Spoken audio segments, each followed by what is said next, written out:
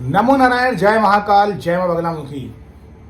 देखिए, आज का विषय बहुत ही इम्पोर्टेंट है। मेरे सामने मां बगलामुखी हैं, मैं उन्हीं का साधक हूं और जो भी बात मैं मां की कृपा से बोलूँगा आपके सामने वो एकदम सच बोलूँगा। यही मेरा इस वीडियो का तात्पर्य होगा और मैं हमेशा से यही कोशिश करता हूं कि मैं चिकनी चुपड़ी बातें ना करके आपको सच बोलूं।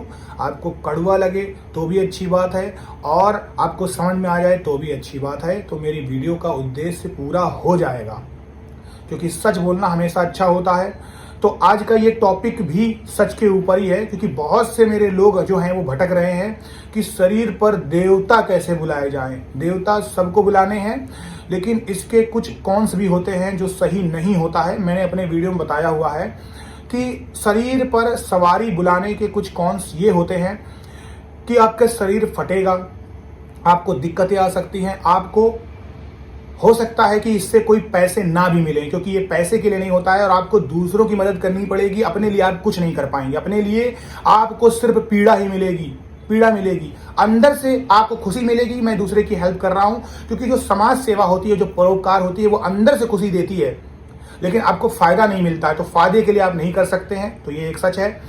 पैसे नहीं मिलेंगे, जो इंसान आपको जो कुछ देगा वो आपको उससे ही काम चलाना होगा।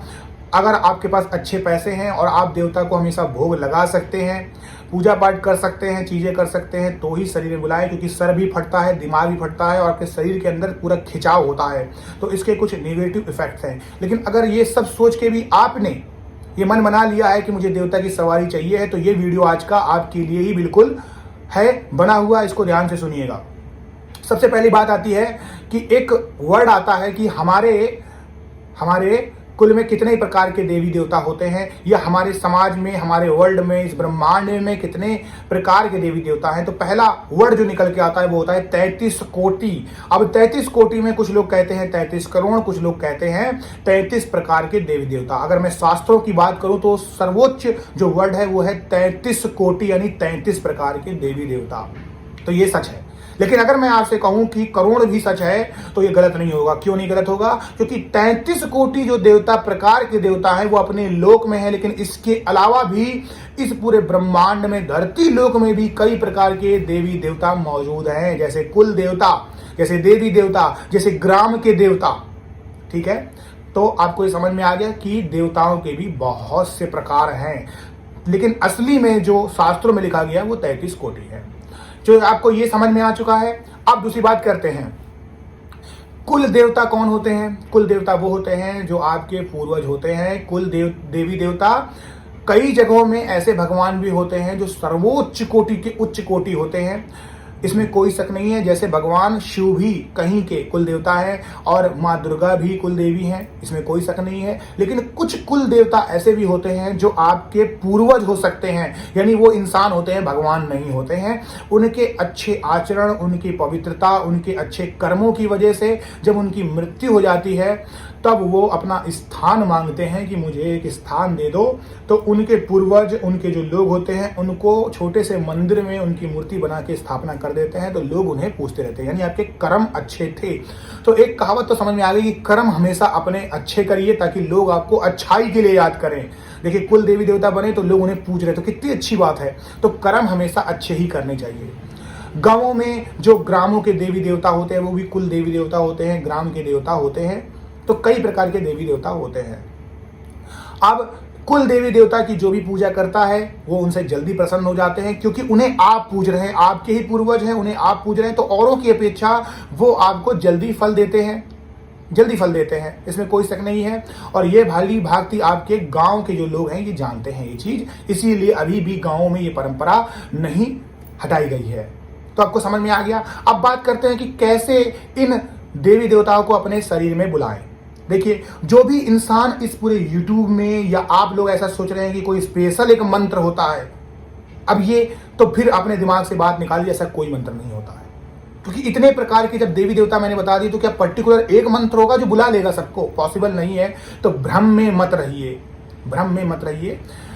उस देवी देवता को बुलाने का उनका ही एक मंत्र होगा जिसके थ्रू वो आएंगे। पहली बात आप ये समझ लीजिए। दूसरी बात, इसमें सबसे जरूरी होता है धैर्य। अगर देवी देवता नहीं चाहेंगे तो आप कितने भी हाथ पैर मान लो, वो नहीं आएंगे। मैंने अपने कई वीडियो में ये बात बोली हुई है कि देवी देवता आपके शरीर में तभी आएंगे जब आपके अंदर सत्व गुण ज्यादा विकसित होगा। सत्व गुण ज्यादा विकसित होगा। अब ये नहीं आप मांस मदिरा खा के अपने तमस गुण को बढ़ा रहे हैं और सोच रहे हैं देवी देवता आ जाएं। देवी देवता दो ही जगह आते हैं। एक आते हैं आपके शरीर के अंदर, जब आपका शरीर पवित्र हो जाए। दूसरे दिए में विराजमान हो जाते हैं, क्योंकि दिया पवित्र होता है, अग्नि का स्थान होता है। अग्नि हमेशा पवित्र होती है, क्योंकि हवन में भी और प्रकाश को लाने में भी यूज होती है। तो देवी देवता आपके शरीर में तभी विराजमान होंगे जब आपका शरीर पवित्र होगा, आत्मा शुद्ध होगी।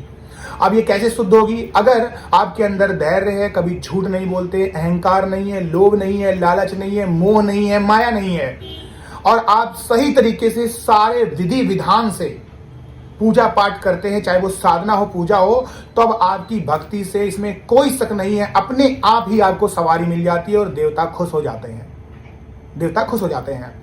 दूसरी बात आती है कि कोई भी इंसान आपके घर में अगर देवी देवता को पूजता होगा, शुरू में वो शरीर त्याग देता है और उसका आपके प्रति रुझान ज्यादा है, वो आपसे खुश है, तब भी पॉसिबिलिटी है कि देवता आपके शरीर में आ जाए। और देवता तब भी आपके शरीर में तभी आएंगे जब आपके आचरण सही होंगे, वरना वो आपको छोड़ के किसी और घर में भी जा सकते हैं। ये देखा गया है और ये होता है, मेरी आंखों देखी बात है। और जो लोग जानते हैं, जिन्होंने देखा है, वो भी इस बात से एग्री करेंगे। देवता किसी भी शरीर में जा सकता है, किसी भी शरीर को पकड़ सकता है, आप कुछ नहीं कर सकते हैं। आप कुछ नहीं कर सकते, आप कठपुतली हैं। एक और बात आती है कि जो देवता होते हैं और जो भूत होते हैं, उनमें ज्यादा अंतर नहीं होता। क्यों अंतर नहीं होता है? क्योंकि दोनों चीज ही एक साथ ढोल या ताशे, नगाड़े, उन्हीं के धुन पे ही आती है। जब भी किसी भी प्रकार का कोई ढोल बजेगा, तब ही वह सवारी आपके शरीर में आएगी। इसके पहले के वीडियो में मैंने बोला हुआ है कि जब भी कोई एक प्रकार की धुन बजती है और आपके शरीर झूमने लग जाता है, तो समझ जाइए कि इस प्रकार से ही, हमारी इस धुन से ही वो देवता खुश है, वो आएंगे। ये कंफर्म है। आप देखेंगे बड़े बड़े जगहों में, चाहे वो राजस्थान हो, चाहे वो उत्तराखंड हो, या और भी प्रकार की कई संस्कृति हो, वहां पर जो पहले साधक होता है वो डोल बजाता है, अजीब प्रकार का डुडुगी बजती है, तब उसके बाद देवता आते हैं, शरीर में खेलते हैं, फिर उनसे पूछा जाता है, फिर वो बताते हैं। राइट? तो अब आपको समझ में आएगा कि इस तरीके से लिया जाता है। सबसे पहले धैर्य रखिए, जो मैंने नियम बताए हैं वो करिए, पूजा पाठ करिए। एक समय आएगा आपके अंदर आएगा, और हर बार आप चाहे तो देवी देवता से कह सकते हैं कि प्रभु मैं आपको अपने शरीर में लाना चाहता हूँ, रिक्वेस्ट करेंगे, तो वो उसके बाद किसी भी दिन आपसे प्रसन्न हो जाएंगे। किसी प्रकार का ऐसा कोई मंत्र एक नहीं होता है, उस देवी देवता का पर्टिकुलर एक ही मंत्र होता है। अगली बात आती है कि जब भी देवी देवता आपके शरीर में आएंगे, तो एक बात याद रखिएगा, आपके शरीर में एक विशेष प्रकार की ऊर्जा दौड़ेगी, एक कंपन होगा, आपको लगेगा कि कोई शक्ति आपको खींच रही है, दबाव महसूस होगा। आपका शरीर पूरा खिंचा खिंचा सा हमेशा रहेगा, एनर्जी क्षीण होती दिखाई देगी। लेकिन जिस समय आएंगे, उस समय आपके शरीर के अंदर बहुत ऊर्जा बढ़ जाएगी। आपके जमान पे, आपके शरीर पे, आपकी आंखों पे आपका कंट्रोल नहीं रहेगा, क्योंकि जो कुछ भी बोल रहे होंगे, जो कुछ सुन रहे होंगे, वो सब देवता करेंगे।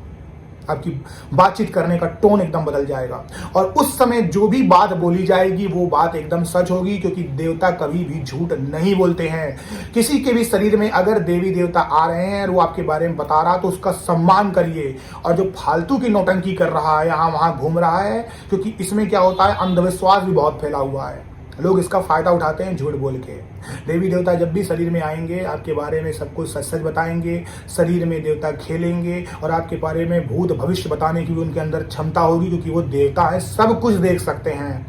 जब आपके बारे में देवता पोछा दे रहे हैं, बता रहे हैं, सब कुछ कह रहे हैं, उनका सम्मान करिए, उनसे रिक्वेस्ट करिए कि प्रभु आपको क्या चाहिए है, क्या हमसे गलती हो गई है, क्या आप चाहते हैं, तो वो सब कुछ बताएंगे कि उन्हें क्या चाहिए है। फिर एक नियम बना लीजिए, उनसे बोल लीजिए कि आप एक दिन में, महीने में इस दिन आ जाया करिए। जब भी आप आते हैं, उनको ध्यान से देखिए, उनको भोग लगाइए, उनसे आशीर्वाद लीजिए, उनकी बात सुनिए, और वो उस चीज़ों को अपने शरीर के अंदर, अपने कर्मों के अंदर अमल करने की कोशिश करिएगा। उनका कभी अनादर नहीं करना चाहिए। मैं फिर बोलता हूँ, अंधविश्वास में और सही चीज़ों में फ़र्क होता है। आपको खुद ब खुद समझ में आ जाएगा कि सही देवता कौन से हैं और पाखंड कौन सा है। ठीक है? तो ऐसी चीज़ें भी हो रही हैं।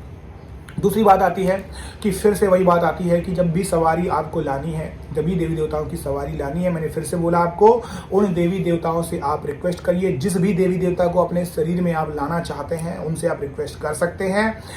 और अगर आप ये चाहते हैं कि आपकी उग्र साधना में कोई देवता आपके शरीर में आए, जैसे माँ काली, जैसे माँ धूमावती, 10 महाविद्याएं हो सकती है, भैरव हो सकते हैं, तब आप गुरु दक्षिणा दीजिए, गुरु दीक्षा लीजिए। ये बहुत इंपॉर्टेंट हो जाता है, क्योंकि कोई भी बीज मंत्र, किसी भी प्रकार का बीज मंत्र, जब तक आप शरीर से, आचमन से शुद्ध नहीं है, आपको दीक्षा नहीं मिली उन बीज मंत्रों की, आप जनेऊ धारण नहीं करे हुए हैं, आप पूजा पाठ नहीं करते, आप स्पिरिचुअल अध्यात्म लाइन में नहीं है, तब किसी भी बीज मंत्र को जपने के आप दायित्व वाले व्यक्ति नहीं, आपकी जिम्मेदारी नहीं है और ना आप उसके योग्य हैं।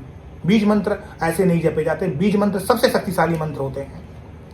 तो किसी भी देवी देवता को बुलाने के लिए सबसे पहले आप गुरु का आदेश लीजिए, जो शास्त्रों में भी कहा गया है। उसके बाद आप देवी देवता का मंत्र धैर्यपूर्वक पढ़िएगा, वो मंत्र फिर तेजी से काम करेगा।